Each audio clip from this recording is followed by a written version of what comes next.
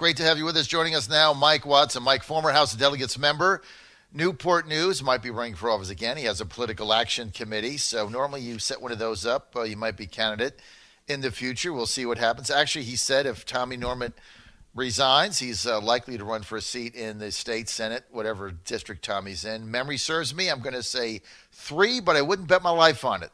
Now, Mike is also taking a position as Virginia co-chair, along with former Delegate Winsome Sears, the new Coalition for U.S. Offshore Energy Exploration and Development.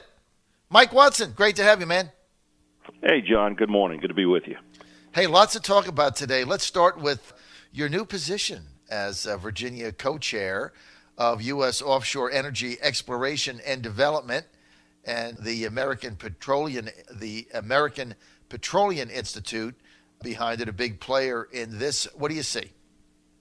Well, John, you and I have known each other a long time, and I think from the first day you met, we were talking about expanding manufacturing in Virginia. We've talked about domestic resources and ensuring, energy security here. These have both been things that, matter of fact, if you look at probably my number 1, 2, and 3 bills, I included those topics. This Offshore initiative kind of allows me to promote both of these at one time. President Trump has released a draft plan that's going to potentially open up additional offshore areas for lease. And one key part in developing an energy strategy is knowing what we have. We've not explored those areas in over 30 years. The technology back then was nowhere near what it is today. The data is old. And I know there's a lot of discussion, pro, con, on whether we should be drilling, not sure. But certainly I would think that most folks would agree we need to know what we have and where it's at. This is an initiative that it's called Explore Offshore. It's intended to do just that. Let's find out what we have, where we have it, so that we can work out a strategy both for ensuring energy, for increased businesses here in Virginia, and also to secure energy for the nation and knowing what we have. So let me ask you this. All you want to do is see what's out there, right? See what's out there. Explore it.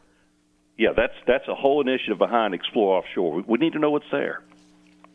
So where's the opposition? Who would be opposed to finding out things? Define for me what the opposition is and why.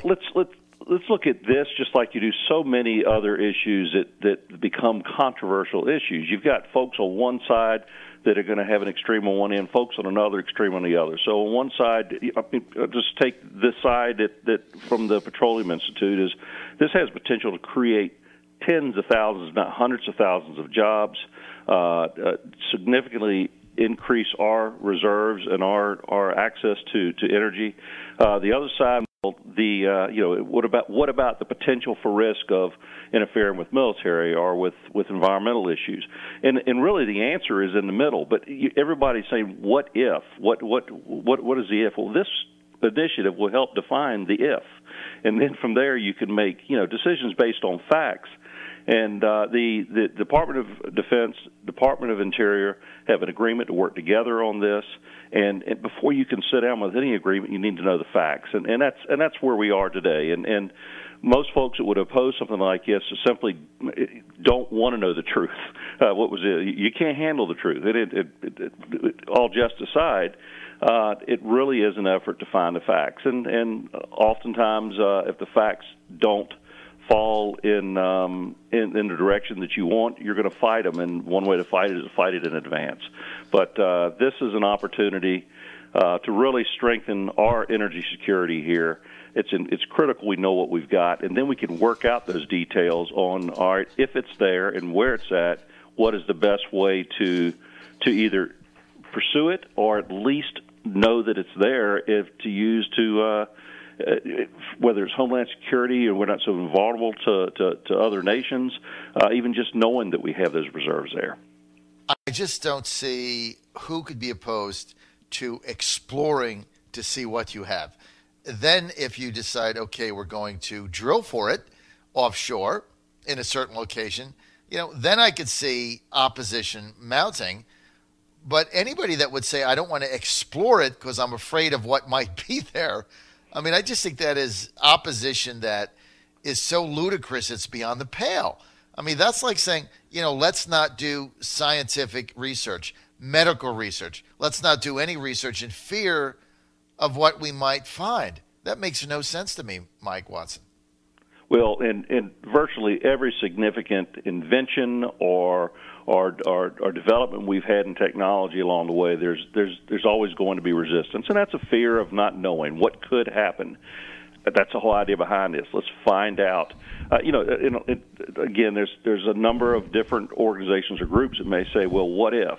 And there's been a lot of discussion. Obviously, we're very reliant on our military, on our Navy, and so folks, what if it interferes there? Well, we don't know that it will, and DoD's aware of that. And we could argue this point the whole day or agree on this point the whole day, but you're exactly right. We need to know what's there. And then we can pursue a strategy. And then once we have defined facts, then API welcomes the input from public or even so-called opposition groups. It helps develop a better project. Any business wants to know, the what ifs as well, and that's how you develop a strategy that works for everybody. Well, look, I cheer your efforts, Mike, in going forward with this, and I'm glad you're involved in it. What specifically is Mike Watson going to do in order to make it happen? Well, my role right now is to try to get the word out on exactly what the initiative is, what the potential advantages are, and to address issues that we just talked about just now. Again, this is I think API came to me because of those who follow me at all, whether politically or in public service, know that I'm all about jobs. I'd love to see more manufacturing come to Virginia. I'm also all about national security, and so these are the topics that I'm going to be promoting. So, yeah, I'll be talking to folks like the John Fredericks Radio Show. I'll be writing op-eds. I'll be talking to groups, organizations, individuals, trying to promote exactly what the real goal is here, and hopefully get more support behind it. The greatest challenge we often face in any, whether it's a political issue or something of this nature, is it's a battle against who gets the truth out. Oftentimes, media in a political sense, you put something out and you see that didn't get it right, and so the people go based on the information they read in the media or hear on the news. And I'm not saying that they're going to be misleading on this issue, but every voice that you can get out there that's aware and understands it needs to be out there talking about it, so the public understands what the real goal is. I'm gonna try to lead that role here in Virginia. Well, look, Mike, I'm glad you're involved in it. Anytime that we can find sources of clean and affordable energy as we become totally energy independent, and now the U.S. becoming an energy exporter, it's a good thing. So I appreciate you're leading this up, Mike, and thank you for doing this. Let me ask you about the upcoming Senate primary in Virginia. 3 Republicans running for it. Who do you think is going to win, and do you have anybody that you would prefer to see win? Well, I know all 3 of the folks, some better than others. My key goal is with most of these is let's take someone who most closely matches things that I believe in and worked on, and then most importantly, who has the best chance to win. I personally am supporting Nick Freitas in this. I think the world of E.W. Jackson. I don't know Corey Stewart that well, but and certainly he has a strong following. Whoever the Republican nominee is, I'm going to support. But I've seen what Nick's done in the House of Delegates. I did not get to serve with Nick because just as I was going out, he was coming in.